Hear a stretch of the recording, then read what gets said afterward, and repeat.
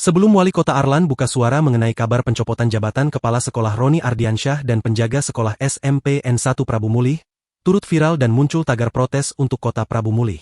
Pantauan sripoku.com dari Instagram Prabu Mulih Insta, muncul sebuah tagar protes atas isu yang beredar. Tagar tersebut diduga kuat untuk menyindir Wali Kota Arlan yang dikabarkan sempat mencopot Roni Ardiansyah, Kapsek SMP N1 Prabu Mulih tersebut.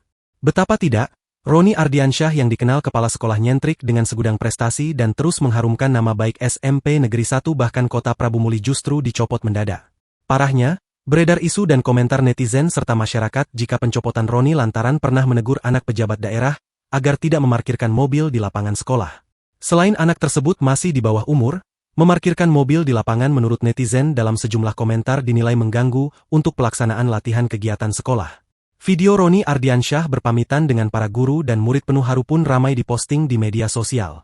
Karena itulah mendadak muncul tagar Prabu Mulih sakit di tengah kabar pencopotan Roni Ardiansyah tersebut.